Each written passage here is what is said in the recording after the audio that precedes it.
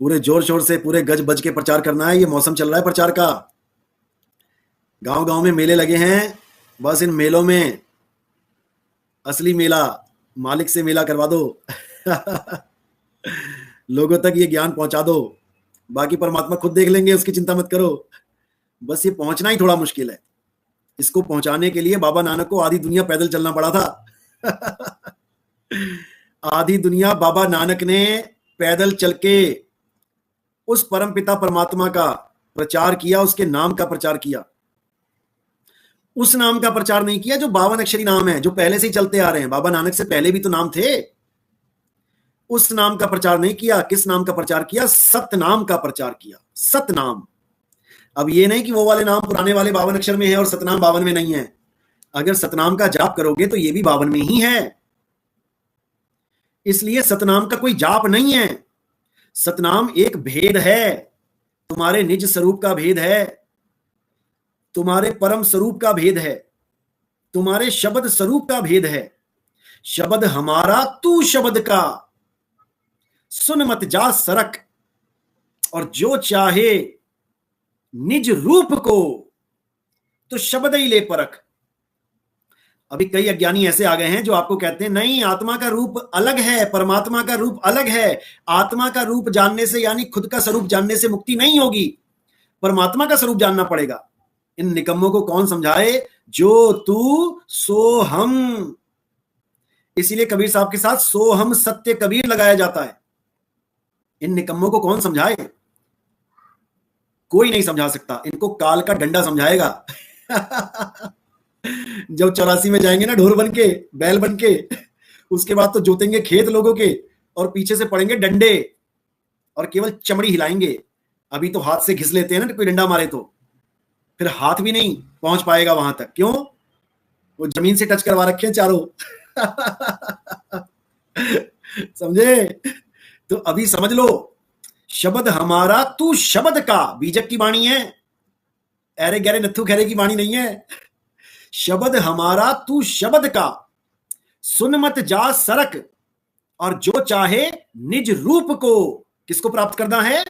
निज रूप को, निज नाम को, निज धाम को, निज स्वरूप को, निज तत्व को। जो चाहे निज रूप को, तो परमात्मा का रूप क्यों नहीं बोला? जो चाहे परमात्मा के रूप को तो शब्द ही ले परख, ऐसा क्यों नहीं बोला? क्योंकि इन अज्ञानियों को पता ही नहीं है निज रूप के बारे में। ये इस रूप को अपना रूप मान बैठे हैं और परमात्मा को अपने से अलग कोई और आदमी मान बैठे हैं कि परमात्मा कोई आदमी आएगा हमसे अलग होगा वो। यहां तक कि निराकार ब्रह्म को भी एक आदमी मान बैठे हैं कि निराकार ब्रह्म वहां से बेहोश होकर गिर गया। बताओ, निराकार भी बेहोश हो जाता है। साकार बेहोश होता है, समझ में आता है, निराकार भी बेहोश हो जाता है। वाह रे वाह, गजब के लोग हैं। तो ये सब इन लोगों का हाल है जो हमारे सत्संग सुन सुन के चौधरी बन रहे हैं ना, हमारे सत्संग सुन सुन के ज्ञानी बन रहे हैं। लेकिन बेचारे करे तो करे क्या? मूल भेद इनके पास है नहीं, निज नाम का इनके पास भेद है नहीं, निज स्वरूप का इनके पास भेद है नहीं। ये किसी और की भक्ति में लगा देंगे, समझे? और अगर किसी और की भक्ति करोगे तो त्रिगुणी माया में उलझ जाओगे। समझ लो, 3 गुणों की भक्ति में भूल पड़ा संसार। और कहें कबीर निज नाम बिन, निज नाम बिन, निज नाम। कहें कबीर निज नाम बिन, और कैसे लागे पार। यह समझना बच्चों का खेल नहीं है, समझे? बच्चों का खेल नहीं है, क्योंकि यह परमात्मा की दया से ही समझ में आता है। जब तक उसकी दया ना हो कोई नहीं समझ सकता, भूल जाओ। इसलिए निज नाम को जानना है। चिंता तो निज नाम की और ना चितवे दास।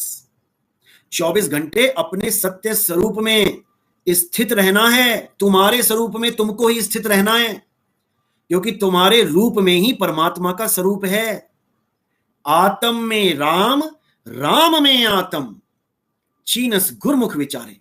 ये बात इन लोगों के समझ में नहीं आ सकती, क्योंकि इनको वेदी गुरु मिला ही नहीं, इसलिए इनके समझ में नहीं आएगी। जितना मर्जी जोर लगा लेंगे लोग, इनके पल्ले नहीं पड़ पाएगी। ये कोई ना कोई सतलोक बना के बैठ जाएंगे, कोई ना कोई अलख लोक की बात करेंगे, किसी ना किसी अनामी लोक की बात करेंगे, ये करते ही जाएंगे, किसी ना किसी की बात करते ही जाएंगे और एक दिन 184 में चले जाएंगे। तो इसी को समझा रहे हैं कबीर साहब, जो चाहे निज रूप को तो शब्द ही ले परख। शब्द की परख कर लो, वो शब्द किसी 52 अक्षर में नहीं आता। शब्द शब्द बहु अंतरे, सार शब्द मत लीजे।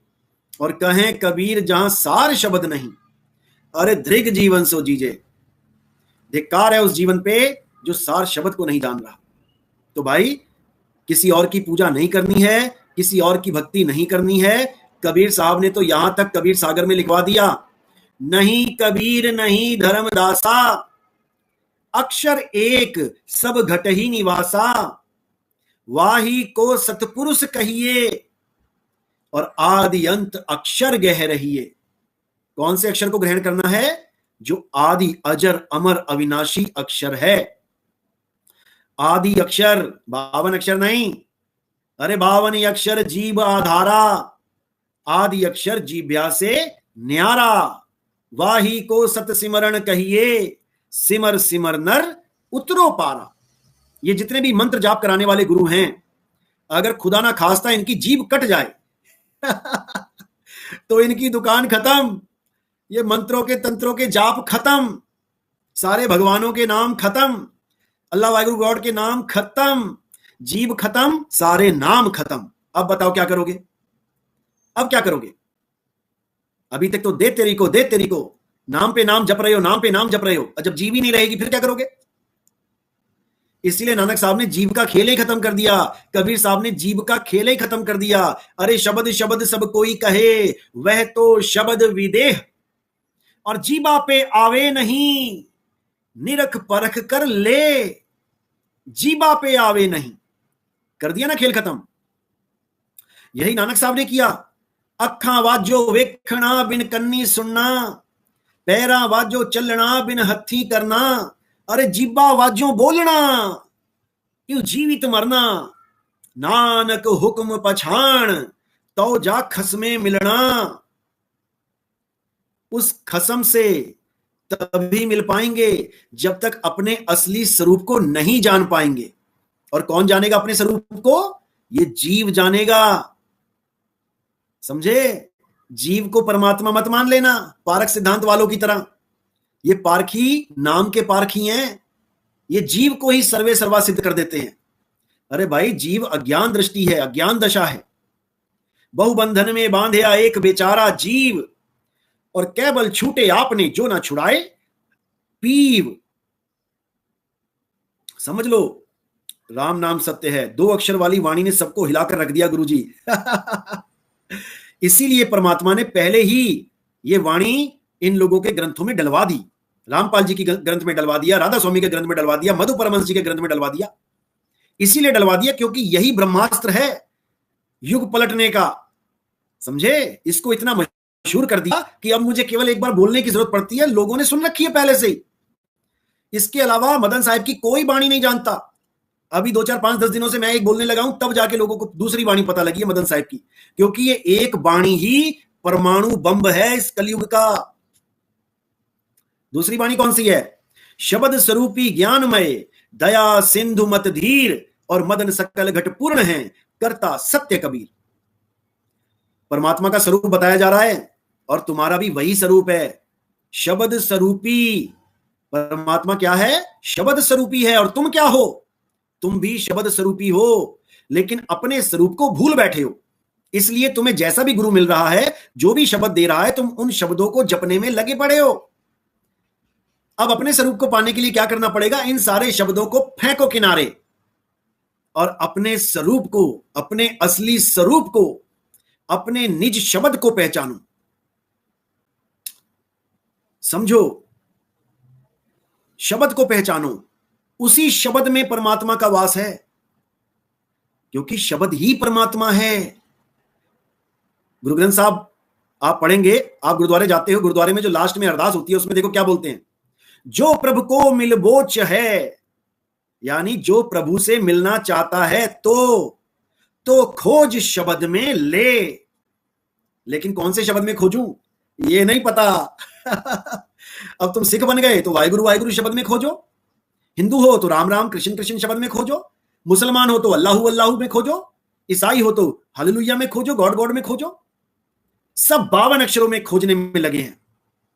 और गुरु ग्रंथ साहब में बिल्कुल क्लियर कट बता दिया गया, 52 अक्षर जोरे आन, सक्या ना अक्षर एक पहचान। उस एक अक्षर को पहचानना है, जपना नहीं है 52 अक्षर। उस एक अक्षर को पहचानो कि वो एक अक्षर क्या है, फिर देखो क्या होता है।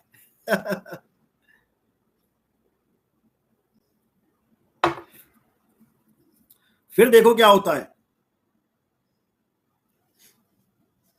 रामपाल शाह क्या है, मेरे मालिक अपना आशीर्वाद मेरे सिर पर बनाए रखना। आशीर्वाद मालिक का बना हुआ है, आप चिंता मत करें। गीता हिसार, वाह मेरे दयालु दाता वाह।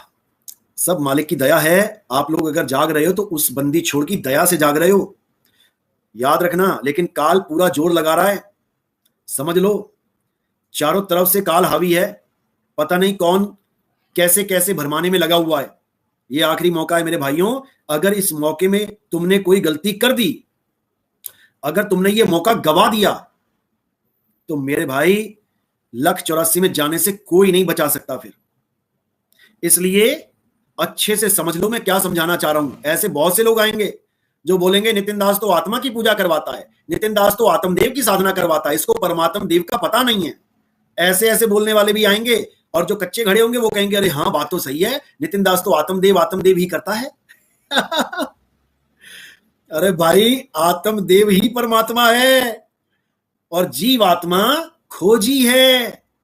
जीवात्मा को आत्मदेव मत समझ लेना। गुरु ग्रंथ साहब में संतों की वाणी है, आत्मदेव पूजिए गुरु के सहज सुभाए। तो फिर तो वो आत्मा की बात कर रहे हैं, परमात्मा की तो बात ही नहीं हुई। ऐसे भरमाने वाले भी बहुत मिलेंगे, लेकिन जो कच्चा घड़ा होगा वही भरमेगा। पक्के घड़े को कोई भरमा नहीं सकता, समझे।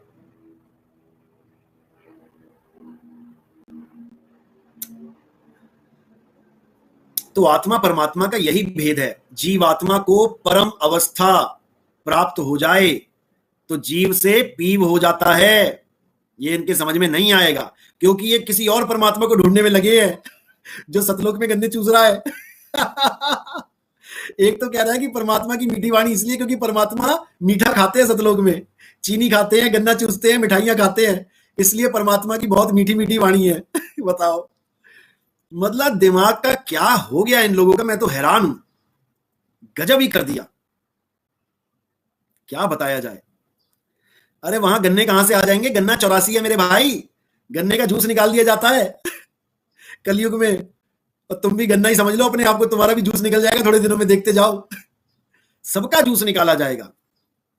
ये लोक ही काल का लोक है, यहां कोई बच ही नहीं सकता, बच ही नहीं सकता। सब धराशायी होंगे। क्या गांव का प्रधान, क्या वार्ड का मेंबर, क्या पार्षद, क्या एमएलए, क्या सीएम, क्या पीएम, क्या प्रेसिडेंट, क्या कुछ भी, कोई भी ओहदा लेके बैठा है पूरे विश्व में, सब धराशायी होंगे। क्या संत, क्या महात्मा, क्या चोर, क्या डाकू, सब धराशायी हो जाएंगे। सबको जाना है छोड़ के इस काया को। तो भैया अहंकार किस बात का। अरे ये काया भी उंगली नहीं हिला पाओगे, एक समय ऐसा आ जाएगा। आज 200-200, 300-300 किलो के बेंच प्रेस लगा देते हैं लोग, 400-400 किलो उठा लेते हैं लोग, लेकिन एक ऐसा समय आएगा जब वही बॉडी बिल्डर एक उंगली नहीं हिला पाएंगे। उस समय को याद कर लो मेरे भाई, और यहां से निकलने की तैयारी करो, समझे, निकलने की तैयारी, क्योंकि रहना नहीं देश बेगाना है। अरे ये धरती कागज की पुड़िया, बूंद पड़े घुल जाना है, रहना नहीं देश बेगाना है। शब्द गुरु महिमा। साहिब जी, आज सभी गुरुओं को पता है कि सत्य ज्ञान यही है, फिर भी स्वीकार करने से हिचकते हैं, सिर्फ अहंकार की वजह से। बिल्कुल सही बात है, लेकिन ये अहंकार भी खत्म होगा, ऐसी बात नहीं है। ये कब खत्म होगा, जब मेरे सारे विवेकी भाई एक झंडे के नीचे आके जयकारा लगाएंगे तब इनके कान के पर्दे फट जाएंगे, तब इनका अहंकार ठंडा पड़ेगा। अभी नहीं, अभी तो गुरुजी करने वाले सैकड़ों पीछे लगे हुए हैं ना। इसलिए जब इनके पीछे कोई बचेगा ही नहीं, जब इनको छोड़ छोड़ के सब निकल लेंगे, तब ये मानेंगे। अभी नहीं मानेंगे। क्यों? कुर्सी चिपकी पड़ी है पिछवाड़े से, छूटती नहीं है। ये कुर्सी नहीं छूटती, गद्दी नहीं छूट रही है इनकी, फेविक्विक से चिपक गई है, छूट नहीं रही है ये, लेकिन छुड़वा दी जाएगी। आने दो समय, जब ये जनता जाग जाएगी तब खुद ही छूट जाएगी, चिंता मत करो। जैसे नेता की कुर्सी पिछवाड़े से चिपक जाती है, ऐसे ही महंतों की गद्दियां चिपकी पड़ी हैं। ये गुरुवाई नहीं छूट रही कि भले ज्ञान गलत है लेकिन कम से कम जीवन तो अच्छा चल रहा है। लोग पैसा चढ़ा रहे हैं, चंदा चढ़ा रहे हैं, एसी में बैठा हूं, नितिन दास का चेला बन जाऊंगा तो ये सब छोड़ जाएंगे मुझे, क्योंकि मैं गुरु पद से नीचे गिर गया, चेला बन गया। अब मेरी वाहवाही कहां गई? अब मेरी जय जयकार नहीं होगी। बस ये जय जयकार के चक्कर में ही हजारों लोगों का बेड़ा गर्क करने का पाप कर्म उठा लेंगे। इसके बाद जब इनका फैसला होगा तो इनकी खाल उधेड़ दी जाएगी 84 में, बैल बना के, घोड़ा बना के, चाबुक पड़ेंगे ऊपर से और दौड़ाया जाएगा अच्छे से कि दौड़ बेटा। बड़ी बुद्धि दौड़ाता था ना कि कैसे लोगों को बेवकूफ बनाया जाए, नितिन दास के सत्संगों से दूर रखा जाए। अब ले बेटा दौड़, कितना दौड़ता है। यही होगा, याद रखना।